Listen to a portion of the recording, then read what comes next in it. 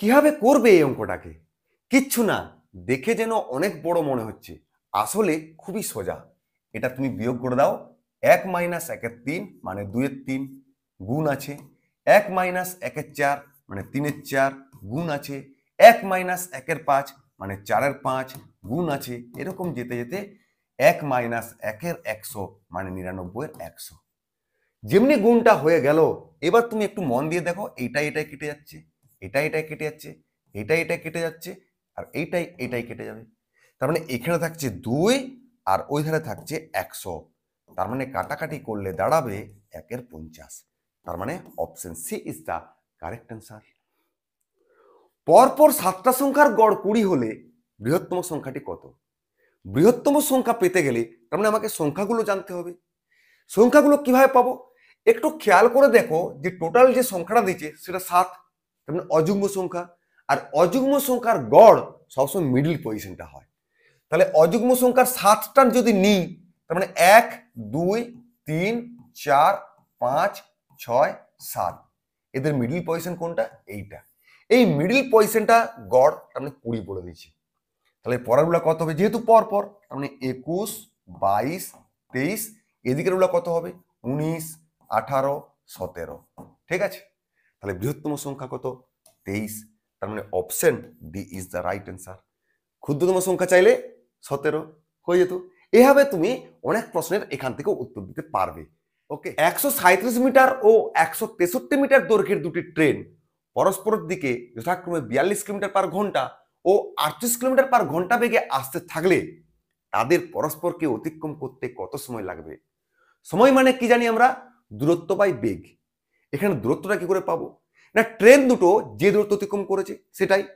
এখানে দেখো ট্রেন দুটো পরস্পরের মুখে আসছে, তার মানে দুটো ট্রেন নিজের নিজের দৈর্ঘ্য অতিক্রম করেছে। তাহলে টোটাল দূরত্ব কি হয়ে যাবে? এই দূরত্ব প্লাস এই দূরত্ব মানে 290, 300। তাহলে টোটাল দূরত্ব দেখো 300 মিটার। আর বেগ, বেগ এখানে দেখো আপেক্ষিক বেগের কনসেপ্ট আসছে, কেননা দুটো ট্রেনই একসাথে ছুটছে। আপেক্ষিক বেগ কি করে বার করবে? যদি দুটো ট্রেন একই মুখে আসে, মানে পরস্পরের মুখে আসে, তাহলে বেগগুলো যোগ হবে। আর যদি একই মুখে যায়, তাহলে বড়টা থেকে ছোটটা বিয়োগ হবে। এখানে দেখো পরস্পরের মুখে আসছে, তার মানে যোগ হবে, অর্থাৎ 42 আর 48 মানে হচ্ছে 90। তাহলে উপরটা ছিল মিটার আর নিচটা হয়ে গেল কিলোমিটার পার ঘন্টা। কিলোমিটার পার ঘন্টাকে মিটার পার সেকেন্ড আমাকে আনতে হবে, আর সেটার রুল কি না 5-এর 18 দিয়ে গুণ করে দিতে হবে, ব্যাস। তাহলে মিটার পার সেকেন্ড হয়ে গেল, তার মানে যেটা আসবে সেটা সেকেন্ড, মানে টাইম হয়ে গেল।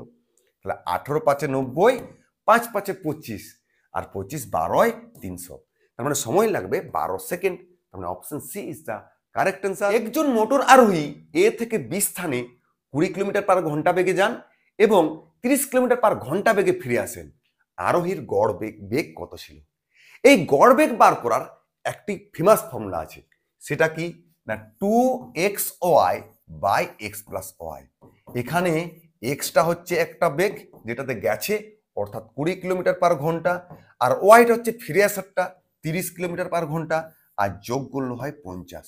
শূন্য কাটিয়ে দাও, 5 4-এ 20, 4 2 8, 3 8-এ 24, তারপরে 24 কিলোমিটার পার ঘন্টা হয়ে যাবে আরোহীর গড় বেগ। রাইট। পিতা ও পুত্রের বর্তমান বয়সের সমষ্টি 100 বছর। 5 বছর পূর্বে তাদের বয়সের অনুপাত 2:1 হলে 10 বছর পরে তাদের বয়স কত হবে? এই নাও তোমার বর্তমান, বর্তমানে তাদের বয়সের সমষ্টি 100 বছর। 5 বছর পিছিয়ে যাও, তখন তাদের বয়সের অনুপাত 2:1। 10 বছর পরে তাদের বয়স চেয়েছে। তাহলে বর্তমান সমষ্টি যদি 100 হয়, তাহলে 5 বছর যদি পেছোতে হয় 5 বছর পূর্বে, তার মানে পিতার জন্য পেছোতে হবে, আবার পুত্রের জন্য পেছোতে হবে। তাহলে টোটাল 10 পেছোতে হচ্ছে না? তার মানে 100 যদি বর্তমানের সমষ্টি হয়, তাহলে 5 বছর পূর্বে দুজনের সমষ্টি হয়ে গেল 90। আর এখান থেকে দেখতে পাচ্ছি সমষ্টি 3, তা 3 মানেই তো 90, 1 মানে কত? 30। তাহলে 5 বছর পূর্বে পিতার বয়স হয়ে যাবে 2 এর সঙ্গে 30 গুণ 60, আর 1 এর সঙ্গে 30 গুণ মানে 30। পিতার বয়স 60 আর পুত্রের বয়স 30। এখন আমি কোথায় দাঁড়িয়ে আছি? 5 বছর পূর্বে। এখান থেকে আমাকে এখানে চলে আসতে হবে, তার মানে 5 আর 10 15 আমাকে সামনের দিকে গিয়ে যেতে হবে। তার মানে দুজনের সঙ্গে 15 যোগ করে দাও, তাহলে পিতার বয়স তখন হয়ে যাবে 60 + 15 মানে 75, আর পুত্রের তখন বয়স হয়ে যাবে 30+15 মানে 45, অর্থাৎ option A is the correct answer. যদি রুট আন্ডার 2n সমান 64 হয় তাহলে n এর মান কত? প্রথমে তুমি কি করবে, প্রথমে রুট আন্ডার 2n বা দিকে যেমন ছিল তেমন রাখবে, 64টাকে 2 পাওয়ার নিয়ে চলে এসো। এবার রুটটাকে তুলতে হবে, রুটটাকে তুলতে গেলে দুদিকেই আমাকে বর্গ করতে হবে, তাহলে এদিকে বর্গ করলে রুটটা উঠে গেল, এদিকে বর্গ করলে 2 আবার পাওয়ার 2 হয়ে গেল। আমরা একটা ফর্মুলা জানি কি, x⁴n whole to the power n হলে পাওয়ারে আমাদের গুণ হয়ে যায়, তাহলে এখানেও তুমি পাওয়ারে গুণ করে দাও, তাহলে ছিল আমার 2n আর ডান দিকে 212।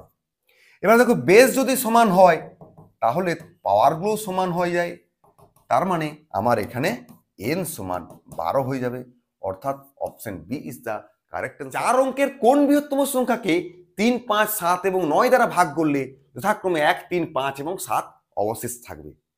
এটা রুলটা কি ছিল আমাদের, দেখো প্রতিটাই যেহেতু গ্যাপ সেম, গ্যাপগুলো আমাদের 2, তাহলে প্রতিটাই 2 থেকে বিয়োগ করব, তারপরে 3, 5, 7, 9 লসাগু করে ওই লসাগুটা দিয়ে ভাগ করে দেখবো কোনটা ভাগ করে যাচ্ছে, তাহলে তুমি উত্তর পেয়ে যাবে।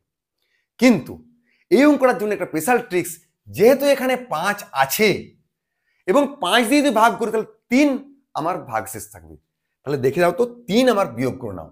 3 বিয়োগ করলে আমি এখানে দেখতে পাচ্ছি 9, 7, 6, 0, এখানে যদি 3 বিয়োগ করি 9, 7, 6, 2, এখানে যদি 3 বিয়োগ করি 9, 7, 6, 4, এখানে যদি 3 বিয়োগ করি 9, 7, 6, 1।